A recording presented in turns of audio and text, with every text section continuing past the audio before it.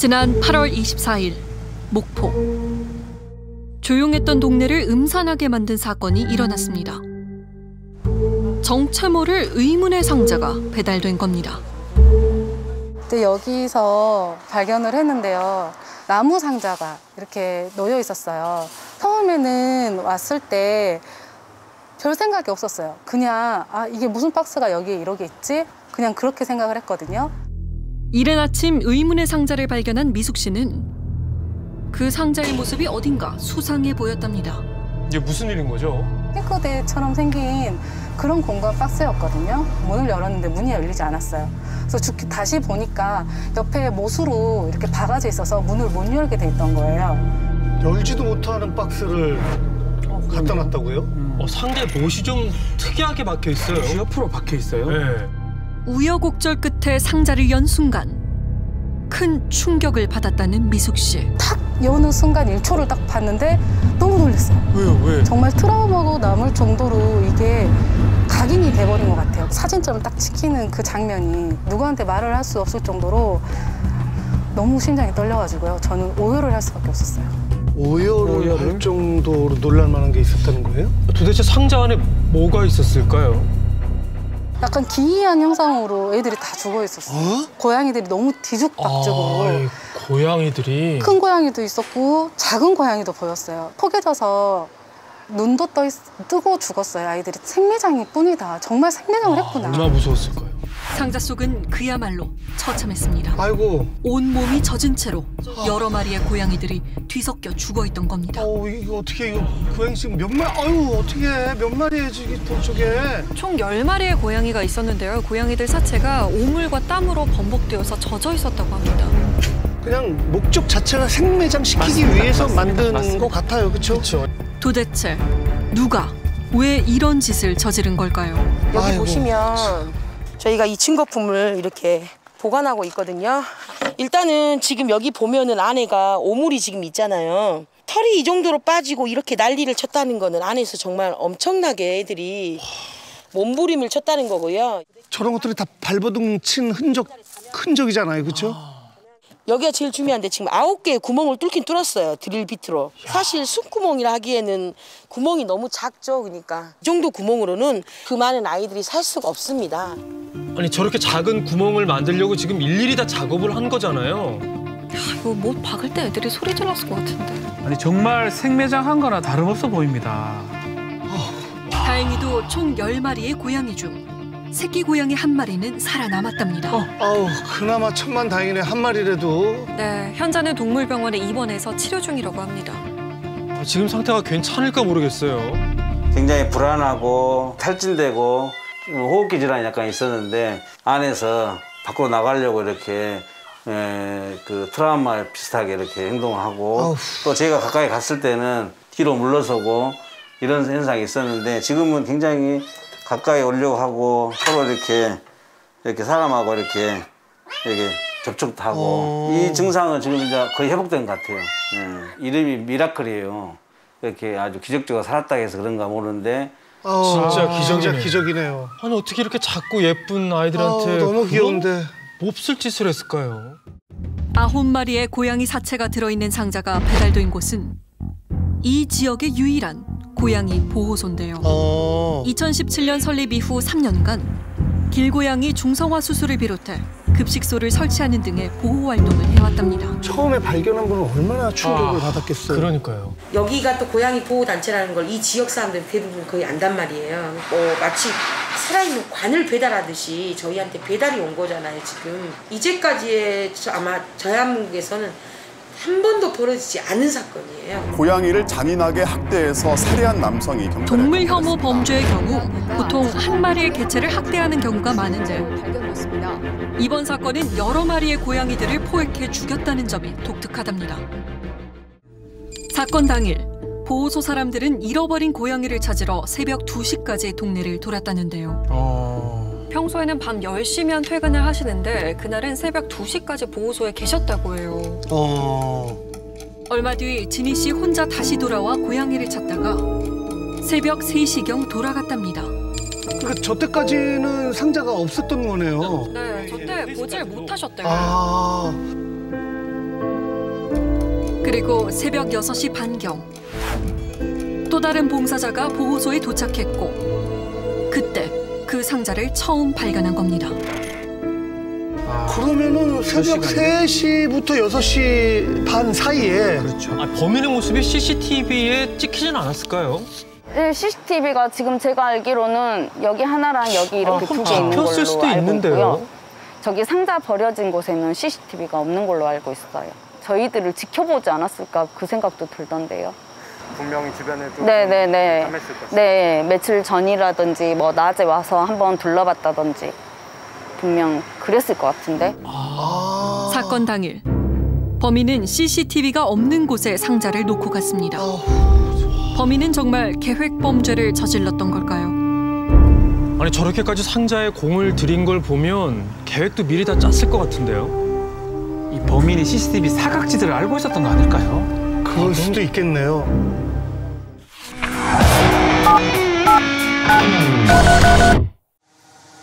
제작진은 범인이 남기고 간 유일한 단서인 그 상자를 다시 살펴보기로 했습니다. 진짜 상자에서 작은 단서라도 좀 나왔으면 좋겠어요. DNA나 그죠? 일반적인 싱크대예요.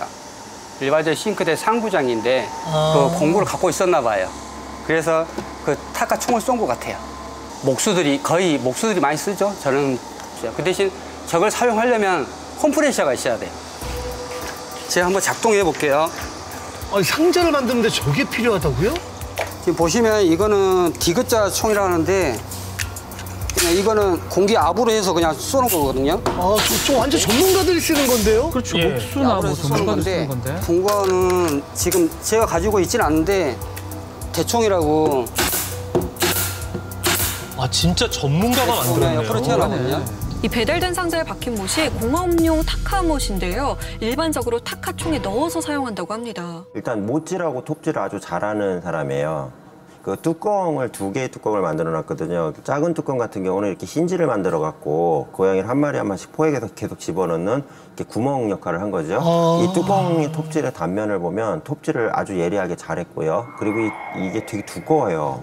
이거 일반적인 톱 가지고 자르기가 쉽지가 않은 거란 얘기입니다. 그러니까 이분이 제가 볼 때는 어떤 가구를 달았거나 시공이나 공사 관련된 일을 했었을 가능성이 크다는 얘기입니다. 그러니까 저희가 추측한 범인의 단서는 키 175cm 정도의 아웃도어를 입고 목공일에 능숙한 사람이라는 거죠? 그러네요. 범인은 상자에 9개의 구멍을 내고 톱질을 해 문을 만들어 고양이들을 포획해 넣은 다음 못을 박고 가둬 죽이기 위해 오랜 시간 공을 들였습니다. 더 섬뜩하네요. 굉장히 치밀하네요. 그러면 살아있는 10마리의 고양이들을 어떻게 포획했던 걸까요?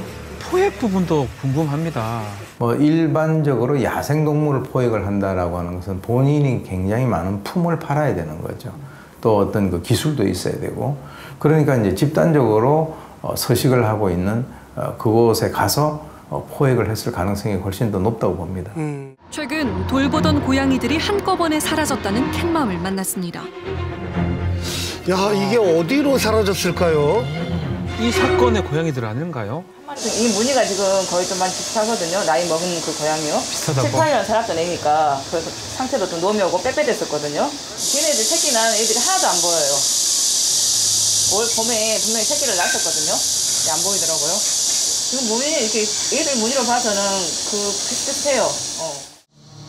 그런데 고양이들이 사라지기 전 이상한 일들이 있었답니다. 돌보던 고양이가 죽어 있거나 고양이들이 잘 먹던 사료를 먹지 않았다는 겁니다. 제 밥 주는 곳에서 꽁초가 계속 버려지더라고요. 이제 고무줄 같은 거 있죠. 이건 조금 지금 사람이 누군가 저기 약간의 안 좋은 의도가 있구나 그 생각을 했었죠. 그렇죠. 그럴 수밖에 없겠죠. 그때 문득 고양이를 돌보는 일로 갈등을 겪었던 한 남자가 떠올랐다는 정설아 씨. 그러니까 지금 범인으로 추정되는 사람이 있는 거네요. 아하. 근데 그분이 모든 게 다 싫다. 다 없애라. 여기 하천에 고양이 밥자리가 있는데 이래도 되느냐라는 그런 그 민원 제기를 막 하셨어요. 처음 어렸던 얘기 들었어요. 여기 담당 공무원이 저희한테 그 얘기를 했으니까요. 그거를 치워달라 하면서 사고지. 근데 위로 뚜껑을 여는 그런 상자들을 제가 봤었거든요. 그 고양이 갑자기 없어져 보니까 혹시 저기에 가둬버렸나? 수사 중 CCTV에 찍힌 범인의 모습을 발견했답니다. 아, 찍혔어요? 그럼 이제 범인을 잡을 수 있는 건가요? 잡을 수 있는 거 아닙니까? 어떤 사람이 정말 궁금합니다.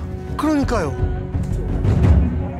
저희가 생각했던 예상했던 시간이 아니었고 저희 그 봉사자분이 2시부터 2시 20분까지 잠깐 차를 몰고 그 차를 밖으로 간 사이에 그때 이제 그분이 놔두고 가신 거죠, 이제. 범인으로 추정되는 사람이 찍힌 CCTV 영상입니다. 가지고 왔네. 지금 끌고 오네요. 좀 오네요. 상자잖아요. 지금 이 더운 날씨에 긴팔을 입고 있어요. 긴팔에다가 이 낚시 모자 같은 거를 지금 얼굴을 다 가리고 있잖아요. 거기다 또 지금 보면 장갑도 끼고 있어요. 지문 가리려고. 그러니까 이미 이분은 여기다 놓으려고 장갑, 긴팔, 모자 풀 세팅을 하신 거죠, 지금. 이거 진짜 완전 계획한 거네요. 범행이 일어난 시간이 사실은 보호소 사람들이 다 헤어지고 다른 봉사자분이 돌아오기 전 그 10여 분 사이였다고 해요. 보호소 주변을 계속 배회하는 거 보니까 CCTV를 피하려고 저런 건가? 지금 수레를 이용하고 있어요. 이게 보통 무게가 제가 상당하다고 했잖아요. 근데 그 무게를 감당하기 위해서 역시나 수레 같은 거를 끌고 이 남자분이 충분히 혼자서 하기 위해서 저 도구를 이용했다는 게 이제 어느 정도 밝혀진 거죠.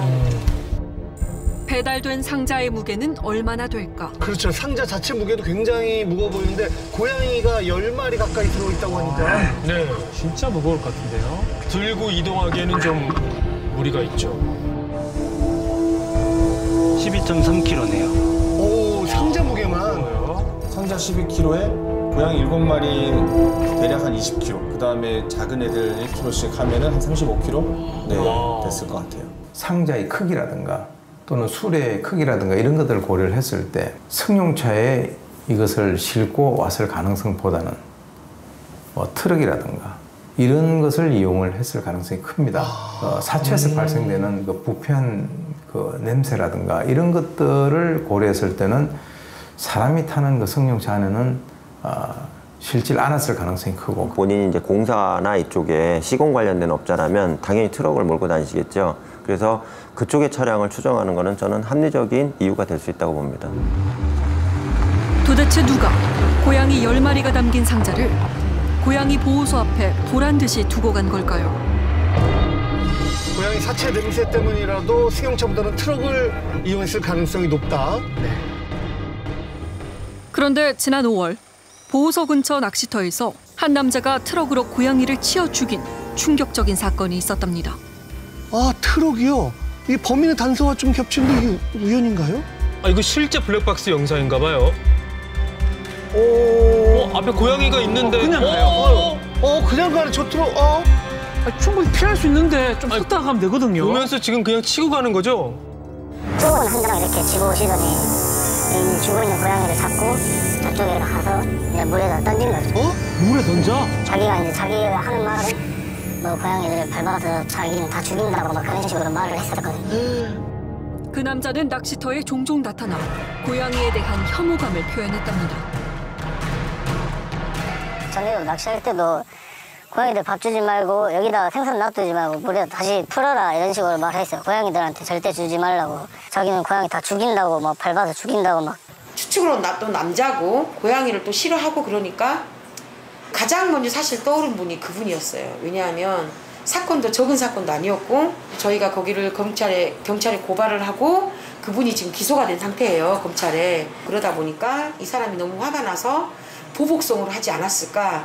고양이 학대로 인해 보호소랑 갈등도 있고 트럭도 타고 다니고 한번 확인을 해봐야 될 것 같긴 하네요. 딱 떨어지는데요.